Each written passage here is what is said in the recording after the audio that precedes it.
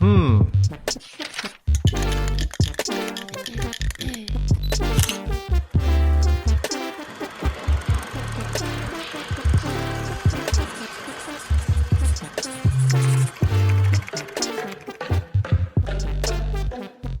the maker.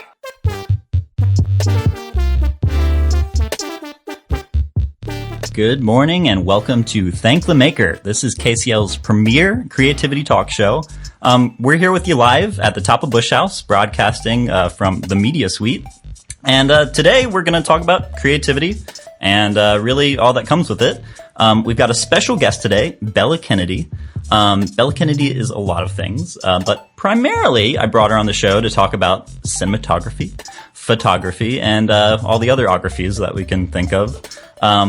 So she's here in studio. We're going to have a chat and talk about her thoughts on creativity and all these things. But yeah, stay tuned. I'm your host, Clay Ballard. We'll be here over the next half an hour or so, a little bit shorter today, but that's okay. And yeah, sit back, enjoy. We'll be right back with you.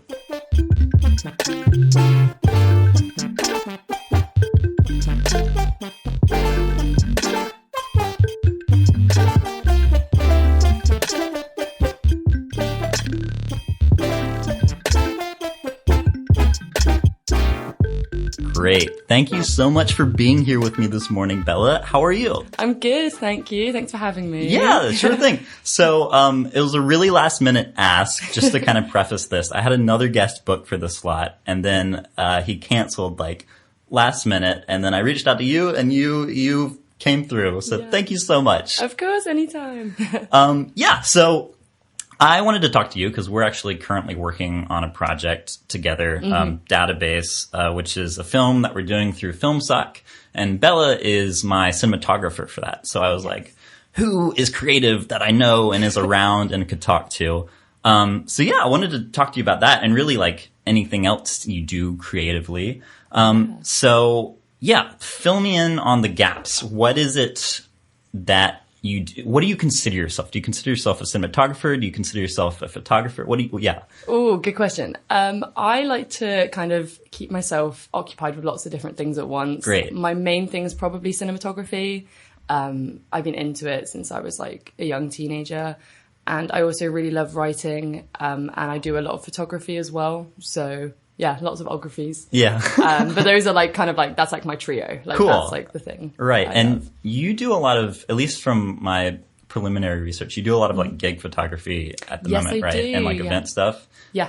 What's that like? How's that? It's really good. So I do it when I'm back home, when I'm not at uni. Okay. So it's nice and local. I know a couple people that like need me when they do like pub gigs, that kind of thing. Right. So I'll just come along, shoot some bands, get my paycheck. Cool. Edit the pictures. So which is cool. Is that, I guess that's kind of like a place that you can practice your craft and get paid for it? Definitely, okay. Yeah. Cool. Best of both worlds. do you feel like there's a lot of room to be creative in those kind of scenarios? Because I feel like the kind of classic trope of a photographer is they get good at their craft and then they become a wedding photographer, and that's kind of like where their main stream of income is, and then they like maybe practice the more artsy stuff on the side. Do you feel like that's true for you, whereas like this freelance stuff is kind of the practice but not necessarily art, or are they one and the same? That's a really good question. I would say that it's been really good for me over like the past year or two since I've started doing it to really help practice and kind of like improve my skills in an environment where it's not too high pressure, and I also am getting a little bit of money for it. Like I really love that. It's not like my main thing, and I don't think I could ever see myself doing something where it would be my main thing, but it's always going to be something that I'm really interested in and will more likely be like side projects. And like if something comes up that's relevant that I really am enjoying, then I will do it then. Like Got it. And you are studying film here at King's. Yes, yeah. So what's the career trajectory you see for yourself then? I would probably say cinematography. Yeah. I think it's just my favorite thing. Like I remember when there was a shift between like just watching films and then watching films that I found really beautiful and like pretty. And then that was all I fixated on for a while. And then I realized, oh my gosh, like I love anything to do with cameras and I love storytelling. So this is where I want to be. Amazing. Yeah. Yeah. I had this conversation with my dad a while ago, but he always contended to me that he hated watching behind the scenes footage because when he watches a movie, then it kind of ruins it for him. It takes the magic away.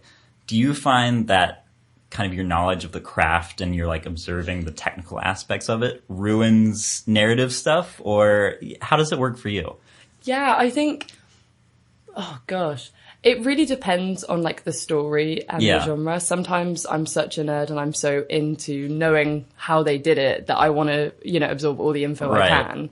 Like I remember when I was younger and I used to watch like all the behind the scenes of like Doctor Who and that kind of thing, just because I was so interested. But there are other stories I think that are so beautiful, or films that are so well crafted that I've enjoyed it so much just as the finished product that I will kind of leave my relationship with it there and not dive further. Yeah. So I think it really depends. Interesting. Yeah. For me, I get just so much enjoyment out of the product as a whole. Mm-hmm. Like if it's narratively interesting, that's kind of like almost a separate category. So if a film's beautiful, it's beautiful. Like I don't give a shit about the story, but if it's beautiful and has an amazing plot and is well acted, it just kind of becomes this cumulative whole. Really interesting. But I love that behind the scenes stuff. It's makes it almost more magical to me, the final product. Definitely. I love how I'm still so interested in all of it. And like, I find it so crazy that stuff like horror still like scares the bejeebies out of me. Yeah. Even though that I know it's all constructed. Right. Like you think that I would kind of not be fazed by it anymore. Sure. But it always surprises you. And that's why I love being on set and working behind the scenes on films. Like I can't think of anything more fun to do. Yeah. It's just such a fun process, like from beginning to end. Awesome. So if I can make a career out of that, amazing. Yeah. What is your favorite genre of film? And are there do you have like a favorite technical genre and then like a favorite genre that you enjoy? Oh, I love a psychological thriller. Okay. Stuff like, if you've ever seen Nightcrawler, that kind of thing. Great film. I love anything that leaves you feeling, anything that first of all opens up a conversation. Uh-huh. So it's not even like the end of the film is the end of the film, like it keeps living on. Right. Or anything that just gets you thinking or makes you like evokes like a strong emotional response. Right. I think that's what I really look for when I watch a film. Have you seen Parasite? I have. Yeah. Yes. I went to the Bounce screening of it last Thursday. It blew my mind. I saw it too. Incredible. This is like the first thing that popped into my mind as you were talking. Yeah. But yeah, so good. Any listeners out there, please check out Parasite. It got a nod for Best Picture as well. I mean, we'll see what happens during the Oscars. But I really hope it is my personal choice to win. Mine too. They did amazingly. I think it was at the SAG Awards the other day. Yeah. Which is really good to see. And I'm a massive fan, especially since coming to King's. I've gotten so into Bong Joon-ho's work. I think he's incredible. Do you have any other favorites of him? I love Snowpiercer, personally. And Oja is also really great. Right. I was just thinking of those two. Snowpiercer was a bit too off the wall for me, which is great. It's like his style, so you kind of just have to take it or leave it. Yeah. But Okja, I guess that's how you say it. I loved it. It was fantastic. Amazing, because I don't know if you can tell from my Nightcrawler recommendation as well, but I love Jake Gyllenhaal. Yeah. So that was a really great watch for me as well. Yeah. So kind of a question I asked everyone that I bring on this show is, do you consider yourself a creative individual? I guess so. I think I've always been into writing stories and storytelling, and I was always reading and watching films and whatnot, and it's kind of always been a part of me. Mm-hmm. But on the other side, I feel like I was always someone that did pretty good at school, and I have quite like an analytical brain, so I always feel like there could have maybe been other avenues for me, and I feel like maybe I could have kind of shifted towards other stuff. Right. But the fact that I've stuck with it all, I think does ring true to me that, I guess I am a creative person with that kind of mindset. Yeah. That's just how my brain works, I guess. No, the reason I love asking you that, because some of the most creative people that I know often don't consider themselves creative, and not to say like there's anything wrong with either choice, or like they acknowledge it and they're readily available to acknowledge it. And so I always think it's interesting why people think they themselves are creative or not. I guess the other questions I wanted to go into were more cinematography focused. This one's super specific, but there's been kind of ongoing conversations in the film world about like the cinema experience and what's like true and what's not, whatever that means. But there's all these conversations about like the death of film versus the rise of digital. Right. Do you have any say in this debate? Do you have any standing? Oh, well, I have only ever really been like a digital gal. Yeah. I do have like a film photography camera, and I hate that I'm not as clued up on actual film as I wish I was. But every camera I think I've owned has been digital. I think it is such a dismissive debate because digital has really opened the doors to so many people to get into 100%. The industry. Yeah. That's the only reason I was able to do like my gig photography or anything that I've done. Just like I'll do like photo shoots for my friends just for fun and just to like put content online. And I wouldn't have been able to do that if I wasn't able to just easily get a digital camera like for Christmas or you know, buy one myself. It's not to say film's bad. It's just like they're both interesting categories, and like I don't know. I don't think one is better than the other or vice versa. Yeah, I think it's really nice to live in like a time where we do have both, and That's is so very much true. choice. Yeah. Like I actually went to see Uncut Gems last week as well at the Prince Charles Cinema. Yeah. And it's so nice to go to a screening where it is like 35mm. Right. There's something really special about it. Oh, for sure. So it's so nice, like for creating like the accessibility of digital, but also for presentation and going to the cinema, you still have that choice. Yeah. And also I think The Lighthouse was also shot on film, something I saw at the film festival. Have you seen that? Oh my gosh, amazing. Okay, this is a sin. I'm really bad about this, but I'll often start movies and make it like halfway through and then have to pick it up later. It's made for some really interesting watches. Like with Parasite, I actually paused the film for the day when I reached them, spoiler alert, to pause or like skip. I'll give a time to skip to,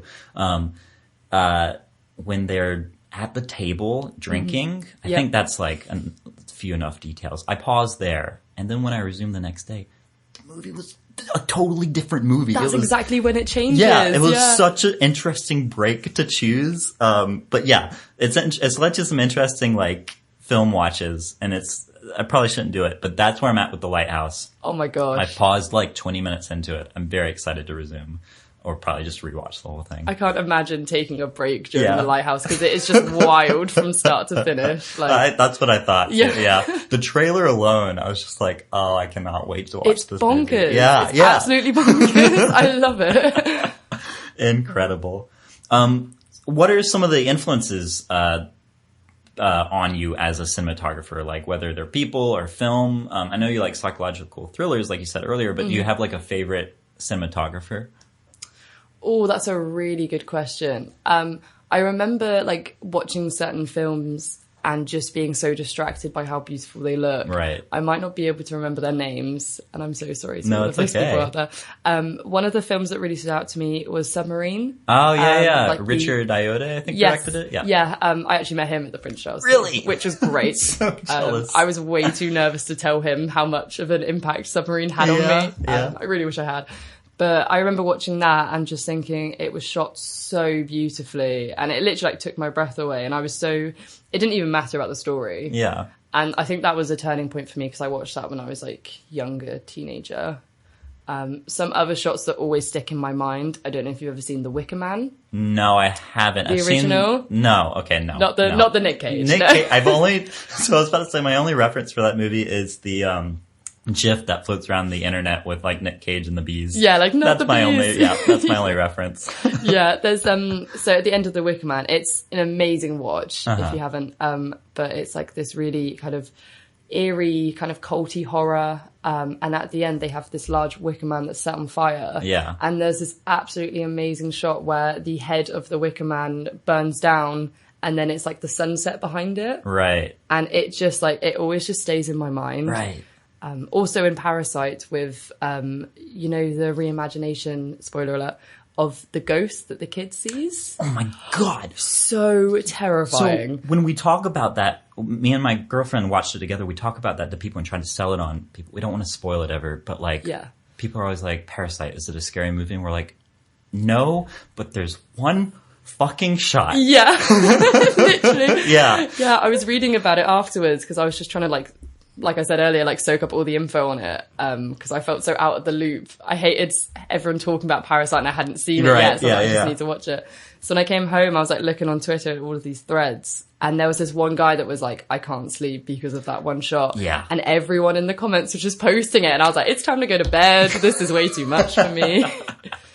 But it's incredible. It's amazing what a single frame, or really just single cut, can do. Convey, yeah. Definitely. I think because I look for, like I said earlier, like with the emotive response within film, it's so amazing to actually do it so well and make it so successful and get such a response from people when they're watching it. Right. Just from like framing or whatever shot it is, you know, you can make so much meaning without doing much at all. Yeah. And it never fails to surprise me. Another question I had was on the subject of the director and the DOP. And this is kind of personal because we're working on a project where I'm directing and you're the DOP. What is like your envisionment? And this is not to say you can't go off the rails and critique me or whatever. But what is your envisionment of like of a working relationship between a director and a DOP? Do you see the cinematographer as like solely in charge of the image? Or if you see it as more cooperative process, how do you balance vision? How do you strike tone?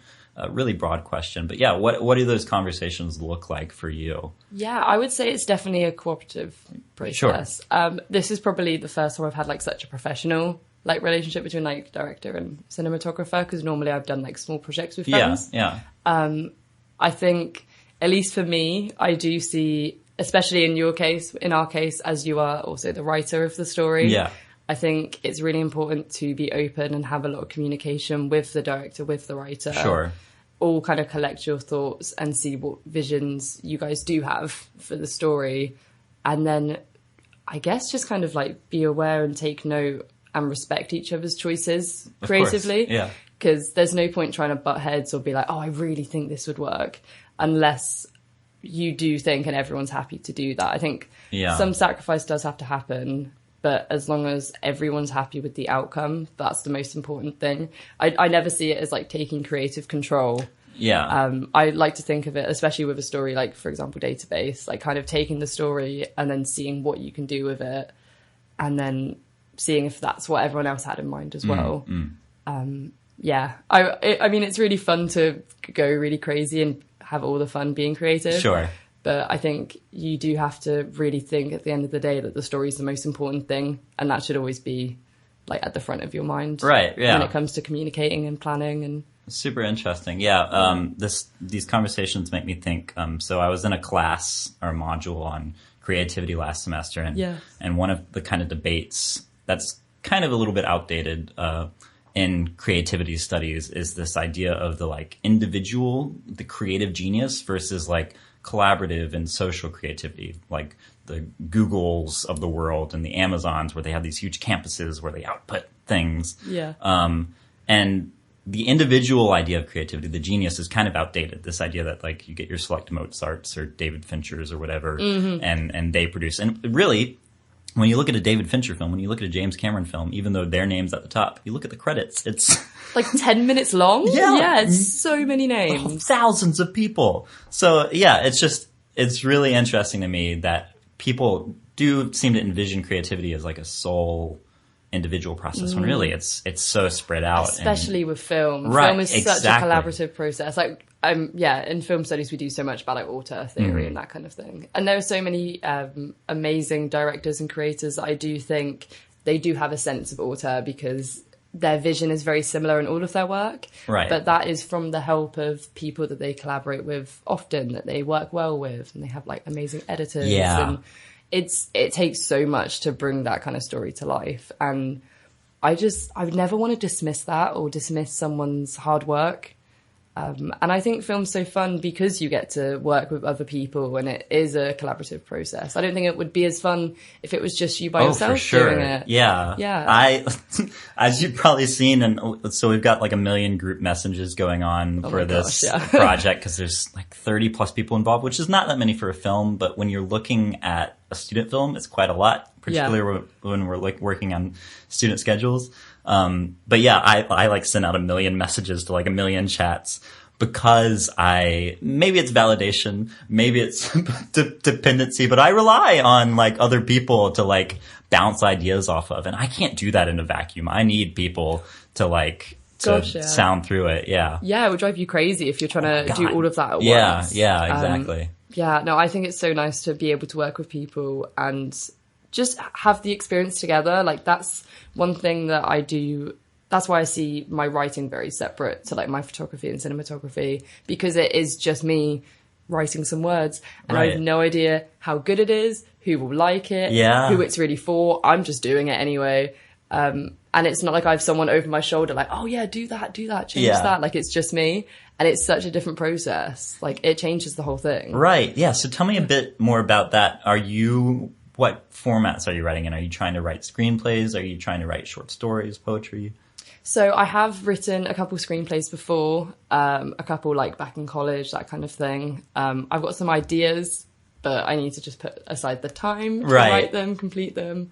I do find writing screenplays quite daunting just because... My God, me too. Oh my gosh, like just actually constructing a story. Yeah. Like, I feel like I can talk about like characters or like, I guess being a cinematographer, I can think of like certain shots and maybe scenes I want to do. Right. But actually like completing it all and making it coherent I think that's such a skill. Anyone that can do that is it's amazing. Like in film studies and really just as like an enjoyer of film, you come to appreciate like how well built certain screenplays are. Definitely. With their structure and their characters and the arcs. And like you talk about these pieces in isolation, but then you realize when you start to write something that you need to do all these pieces and then bring them together into a coherent whole. Mm-hmm. And yeah, it's like, it is daunting to use your word. It's a lot to juggle at once, I feel like. Right? Yeah. And yeah, I also do, I've taken a break because of Database, but I have recently been on her campus as a writer on there. Oh, amazing. So I've been able to do some really cool articles and stuff. I've had my own film blog before, just doing like a few reviews on stuff like when like the Bandersnatch film came out. Like Velvet Buzzsaw, that kind of thing. Yeah. And I also actually got an article published on the Lush website last summer, which was really cool as well. Incredible. Yeah. Awesome. That's really interesting. So you kind of, at least from what I'm catching, you kind of practice your own social creativity with like these bigger projects, but then you have your own individual outlets that are totally yours, totally under your control. And writing is a great medium for that, really. Yeah, definitely. I think, like I said, like I've always been obsessed with like writing fiction. Like when I was younger, I used to always write stories. Yeah. And I have written like some poetry and that kind of thing as well. But now that I feel like obviously I'm a bit more clued up on certain areas, I really like to kind of, you know, have my opinion out there or kind of just add to areas that I feel like haven't really been added to before. Right. And it's so nice to kind of like literally use your voice for that. And that's something that's so personal to me. And it's very different to film, obviously, because it's not collaborative, but it's so nice to have that balance in my life so I can have all these fun projects with people and then, go back to doing my own thing as well. Amazing. Yeah. So we've got time for like a couple more questions, one or two. One question that I'm really keen to ask is, what do you think the future of film is? I went to a summit actually here in London called literally Future of Film, and they were talking about what the direction is, whether it's VR, whether it's interactivity, like you brought up Bandersnatch. Do you see, I mean, obviously film is not going to stay stagnant as this format. We've already seen, changes in the past 20 years, whether it's 3D or these Marvel cinematic universes with 20 films that turn into a TV show in a way on the big screen. What do you see as the trends going into the future for film? Really big question. Go wild. But yeah, I'm curious. Oh, wow. Okay.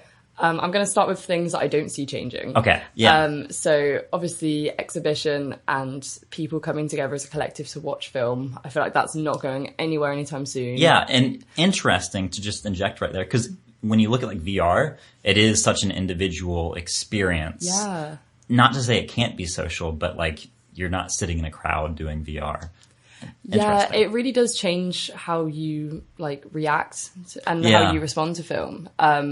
I think I found Bandersnatch really interesting, and that's why I wrote about it. Sure. Because it wasn't something that had been done before, and it might be something we see a bit more in the future. I think maybe within certain genres, as opposed to, you know, trying them out with everything. You won't see a drama with like, you know, what do you do next? Because that's just kind of like a video game, you know. But that, I mean, that's a good question. Do you see video games and film kind of coming together? Because I kind of certainly do. Yeah. I see them as very similar mediums, just one with this interactivity component. But yeah. Yeah, no, definitely. I would definitely, I wouldn't be surprised if I saw a future like that. I think especially with all this amazing technology that's around at the moment, I think it's definitely going to be merging a bit more. And with, like you said, like, you know, all of these cinematic universes like Marvel, they have all these video games for them anyway. Yeah, so they're already, I think it's closer than we really think it is. And even if you look at like the credits as well, like the people writing on these things, it's becoming the same people. Yeah. And VFX wise as well. The technology is all the same. Yeah, definitely. Yeah, super interesting. Any other predictions for the future of film? Oh gosh. I'm really intrigued to see where streaming goes. Right. Whether it starts to kind of dip. Because I think it has somewhat hindered. I mean, no one can get away from that. It's really great how Netflix is kind of trying to do loads of collaborations with really big names at the moment, trying to kind of bridge those worlds together as well. But I would love to see maybe a step back from the intensity of streaming and how normalized it's become. Yeah. When it comes to like watching stuff on the big screen, I think there's nothing better than So I guess the question there is, do you see, obviously there's the hope that this doesn't happen, but do you see cinemas dying out?